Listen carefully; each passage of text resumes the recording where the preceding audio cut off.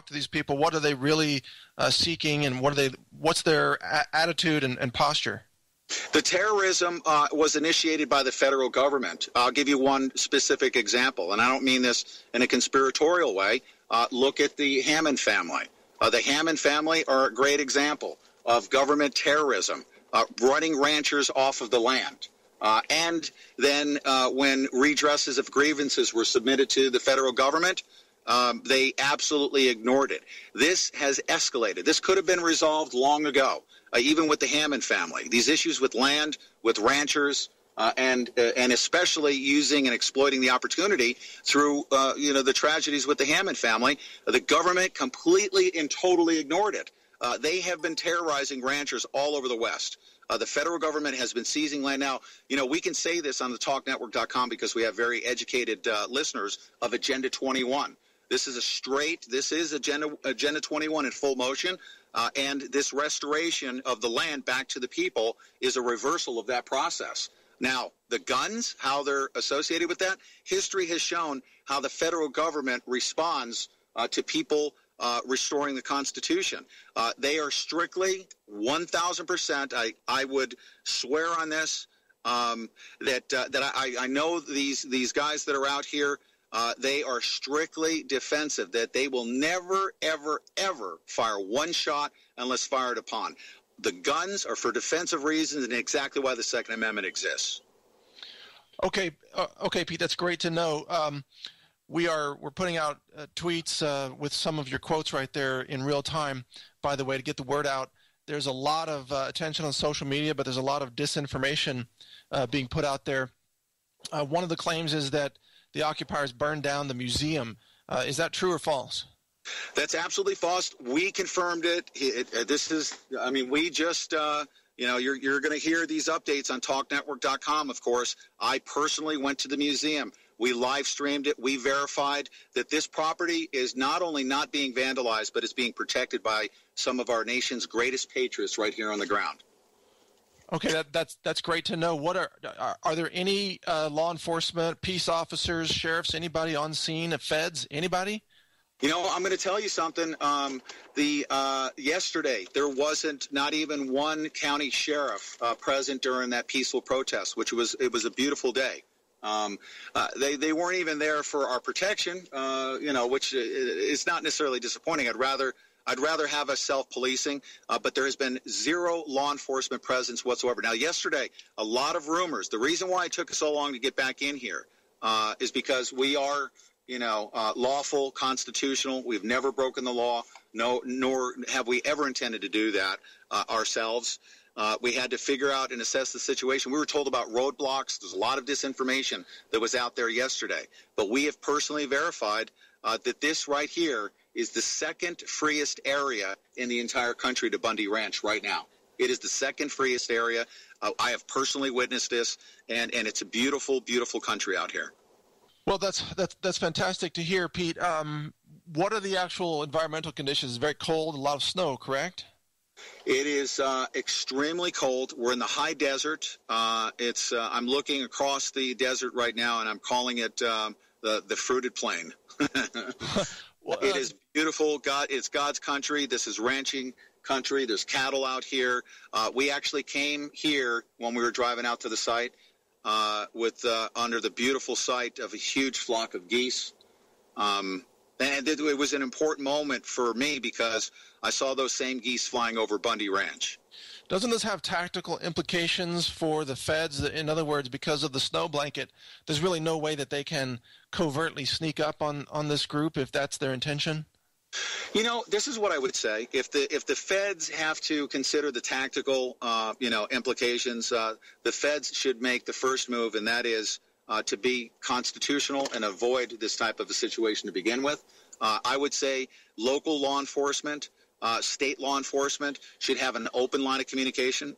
Guess what? The county sheriffs have not even made any contact with these people. I think that's very, very disappointing because guess what? These people, these patriots, would love to speak with the sheriff, and ask him to be constitutional. And we, the people here in our local counties and states, we can resolve issues like this peacefully. If the federal government wants to apply tactical resolution to this, that's just not a good thing, and it's not even necessary. It's really not necessary. Because of people like you, there's a big difference between today and let's say the Waco, Texas David Koresh situation from the 1990s. Back then, the mainstream media controlled the narrative 100%, but now they don't control it. Do you think that creates a margin of safety and nonviolence for everyone involved? I'm going to say this right now. Everyone hearing my voice, your voice right now, this is where we the people, we the people communicate this information. We communicate the truth to the best of our ability. I'm not spinning what I'm conveying right here. I'm actually broadcasting to you the truth that the museum was not burned down, that these are our nation's greatest patriots. We need to take this information and share it. You like, comment, subscribe, share this information, and that's how we take our country back. That provides the ultimate safety, and guess what else, ladies and gentlemen? It provides the most peaceful constitutional resolution to these disputes that we have in these land issues in the West. Speaking of resolution, what is it that the occupiers would like the federal government to do? Essentially sign over the land that they originally took from the ranchers? Would that conclude this? Signing it over, and and I appreciate you referring to them as I understand that that's the word that's being used as far as occupiers. These gentlemen consider themselves to have freed up because they were asked by the mainstream media, how long do you intend to stay? And basically the answer is forever, right? I mean, as far as having a militant occupation of it, no, they actually want to make their point and then turn it over to the good people of Harney County. But they are restoring this land back to the people of Harney County. So, back to the question.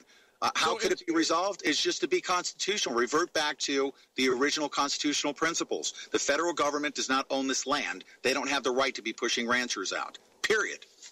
So have they stated what they would consider to be a conclusion of all of this? Yeah, restore the land back to, as a matter of fact, economic rejuvenation. Here in Harney County, it went from being one of the most economically viable areas with local industry. They had a big sawmill that a lot of people were employed by, a lot of ranching going on.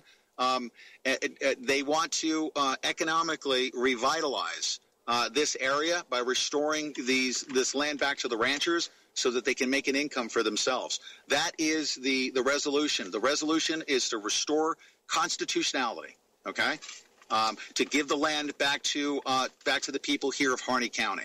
And I'm going to tell you something right now. Anything other than applying the supreme law of the land, the U.S. Constitution, is non-negotiable. But what specifically would satisfy that demand on their part if they saw a signed document by a federal official agreeing to that, or what are they looking for exactly? I need to defer to because I of course am playing a very important role right now, and they've actually asked me to be that point of contact to help convey the truth. I want to defer to Hammond, to the Hammonds, to Ammon Bundy and Ryan Bundy, and also Lavoy Fitticum. Lavoy is also a rancher out here. They understand the process by which we restore this land back to Harney County, and I'm going to have to defer to them. But we need to answer that question. It's a very peaceful demand. I will say that it's a constitutional demand. How that gets done legally, I'm unfortunately it's out of my pay grade. Well, it would be good to know what are the criteria for a resolution of this in the minds of the citizens there. I want to get that. As a matter of fact, I can get that question answered right away. I'm literally just a matter of feet away from getting that question answered. What if have they thought about the idea of if the feds just ignore all of this and stay away and just basically just don't even show up? I will say this. The precedents for peaceful resolution of a land dispute, and having the federal government removed from incursions was Bundy Ranch. We asked them to free up the land, return the cattle, and get the heck out of town. If the federal government pulled up stakes and turned it back over to Harney County, however that's done legally, crossing their T's, dotting their I's, that would be the. Hold on one second. Sorry about that. I apologize. We have a lot of phone traffic, but Bundy Ranch was the perfect resolution. The federal government is gone from that land. The federal government should be gone from this land constitutionally. Okay. All right, Pete. Those are all the big questions I had right now. Will you keep us posted here on TalkNetwork.com with the latest updates? Absolutely. We'll be, as a matter of fact, I have, now that we're on the ground here safely, we've got safe passage in and out. We will be getting exclusive interviews and open lines of communication with the Bundy family, the individuals here on the ground, and we'll be providing regular updates to you guys, even if just by audio. There are some needs for bandwidth issues. That information, you need to stay tuned to all of our social media channels as to how you can help out so that we can protect these guys that are on the ground. They deserve, even if, for instance, a lot of people say they broke the law. Whatever that is, if you broke the law, you'll be held to account. And I'm sure all these individuals would want to be held to account to that law. They're operating in a law enforcement capacity constitutionally, but they deserve respect. They deserve respect under the law. They are innocent until proven guilty of anything, and they're not to be mowed down just because the federal government doesn't like their approach. Okay. Thank you for the update, Pete. Stay safe, and please keep us posted. Yep, certainly will. Stay tuned to TalkNetwork.com.